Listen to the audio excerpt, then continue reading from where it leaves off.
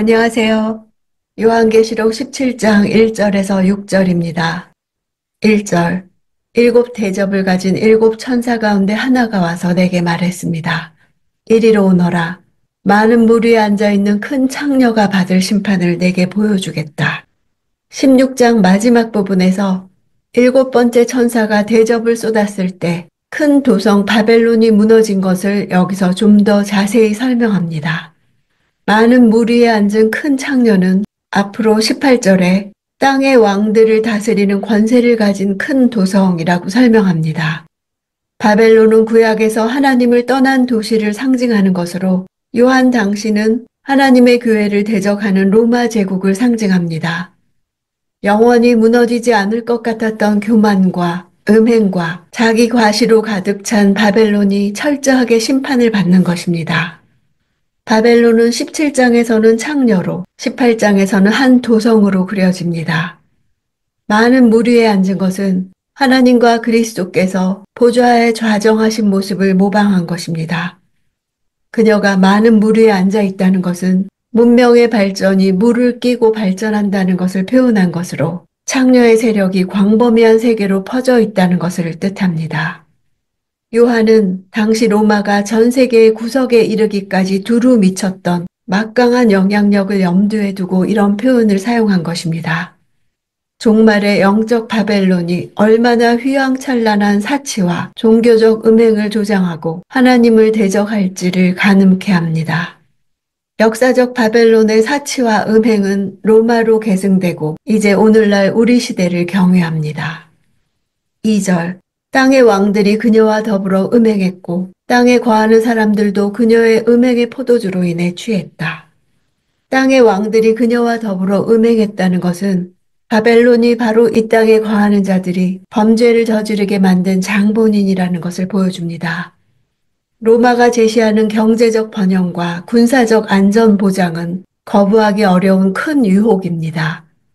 로마와 열방의 왕들은 경제적, 군사적으로 관계를 맺고 있습니다. 요한은 이를 음행이라고 합니다. 음행은 하나님 외에 다른 우상을 경배하며 하나님을 모독하는 행위를 뜻합니다. 음행의 포도주에 취한 것은 우상 숭배를 비롯한 여러 가지 타락한 행위를 가리킵니다. 그들은 바벨론의 음행의 행위에 동참하여 하나님이 아닌 다른 우상을 섬기며 하나님의 이름을 모독했던 것입니다. 땅의 왕들, 땅에 거하는 사람들은 하늘에 거하는 자들과 대조되어 사탄에게 속한 자들을 의미합니다. 3절. 그러고 나서 천사는 성령으로 나를 이끌어 광야로 데려갔습니다. 이때 나는 한 여자가 붉은 짐승을 타고 앉아 있는 것을 보았습니다. 짐승은 하나님을 모독하는 이름들로 가득하고 7머리와 10뿔을 가지고 있었습니다. 성령으로 이끌었다는 표현은 성령 안에서라는 의미로 육체적 공간 이동이 아니라 성령 안에서 체험한 영적 환상이었음을 보여줍니다. 붉은 짐승은 13장에서 나온 바다에서 나온 짐승입니다. 여기서 붉은이란 단어는 연두벌레와 흡사한 벌레로부터 만들어진 고가의 염료를 가리킵니다. 이는 사람들의 눈을 끌기에 충분히 매혹적이고 찬란한 호화스러운 색깔로서 사치와 향락으로 물든 문명화된 영적 바벨론과 로마의 성격을 잘 드러냅니다. 음녀 바벨론과 짐승은 운명 공동체입니다. 그러므로 바벨론이 망하면 짐승도 망하게 되어 있습니다. 4절. 여자는 자주색과 붉은색 옷을 입고 금과 보석과 진주로 꾸미고 있었습니다. 그녀는 손에 가증스러운 것들과 음행에 불결한 것들로 가득 찬 금잔을 가지고 있었고 자주색과 붉은색은 성경에서 사치와 호화로움을 상징하는 전형적인 색깔입니다. 요한 당시 로마에서는 이 두 색깔로 옷을 지어 입는데 막대한 비용이 소용되었습니다. 이는 음녀 바벨론이 많은 부를 소유하고 있음을 보여줍니다. 그런데 이것은 창녀의 옷으로 어린 양의 신부가 입을 빛나고 깨끗한 세마포와 선명하게 대조됩니다.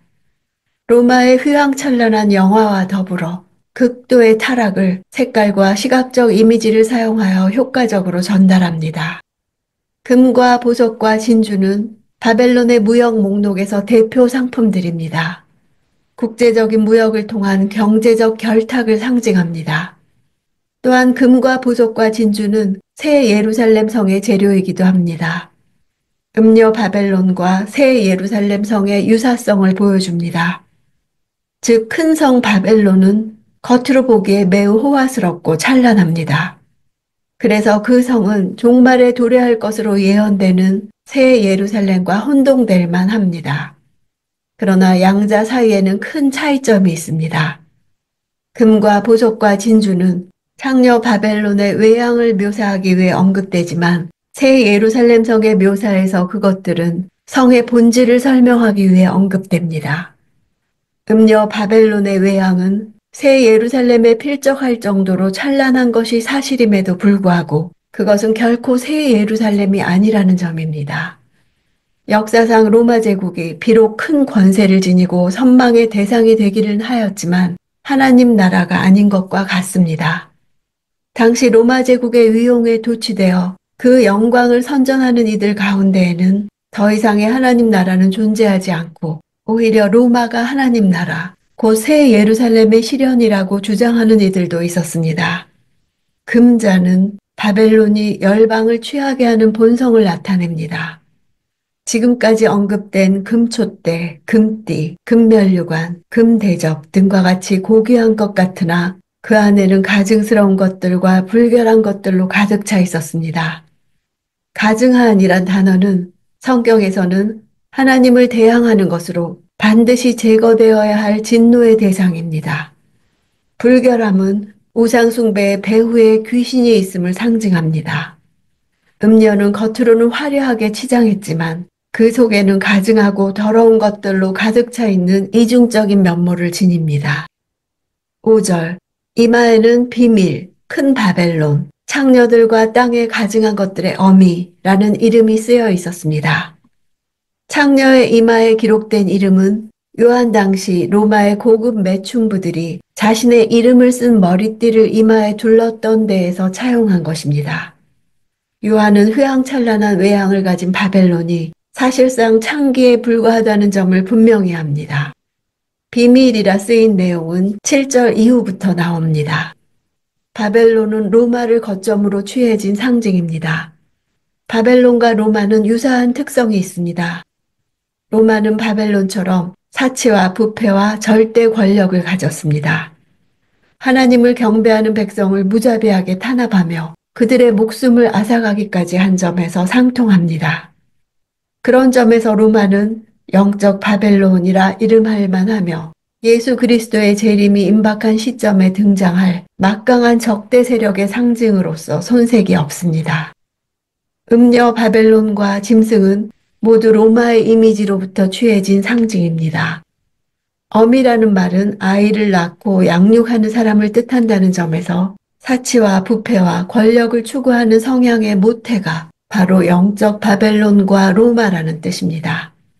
특히 로마 황제 클라우디우스의 부인 메살리나 여왕이 음심을 품고 천박한 방탕에 자신의 몸을 맡긴 나머지 공창에서 자신의 신분을 밝히지 않고 매춘 행위를 했다는 역사적 사실은 로마의 타락 정도를 가늠케 합니다. 6절 나는 그 여자가 성도들의 피와 예수의 증인들의 피로 인해 취해 있는 것을 보았습니다. 나는 그 여자를 보고 크게 놀랐습니다. 이 장면은 음녀가 소수의 성도만을 죽인 것이 아니라 대량 학살을 자행했고 그들로부터 쏟아진 다량의 피가 멈추지 않고 계속해서 흐르는 듯한 장면을 선명하게 연상시킵니다. 그들은 예수 그리스도의 성육신과 죽음과 부활과 승천에 대한 증인으로서 그들의 증거 때문에 순교의 반열에 오른 자들입니다. 피에 취하는 것은 피와 포도주가 공통적으로 붉기 때문에 쉽게 공감됩니다. 이사야 29장 26절에 새술에 취함같이 자기의 피에 취하게 하리라 하고 이사야 선지자가 바벨론의 종국에 대한 예언을 했습니다. 이와 같이 종말론적 적대 세력인 영적 바벨론은 그리스도인들을 살해하는 것을 악마처럼 즐거워합니다. 창녀는 성적인 은유로서 사람들에게 쾌락지상주의적이고 외모지상주의적인 가치관을 퍼뜨립니다. 우리 시대를 보고 있으면 얼마나 창녀의 힘이 강력한지를 실감할 수 있습니다. 창녀는 크고 화려한 삶에 대한 보장과 갖가지 쾌락을 통해 사람들을 미혹시키고 중독시킵니다. 창녀의 유혹을 받은 세상은 영원한 만족을 잃었기 때문에 찰나적이고 정욕적인 즐거움을 추구하며 살아갑니다. 자신이 추구하는 권력과 성공에 바쳐야 할 시간 때문에 진정 경배받기에 합당하신 하나님께 드릴 수 있는 시간을 마련하지 못합니다. 물질주의적이고 세속주의적인 허상을 좇는 것이 아니라 참된 자신의 실상을 찾으며 살아가는 것이 창녀의 위세에 지배당하지 않는 길입니다.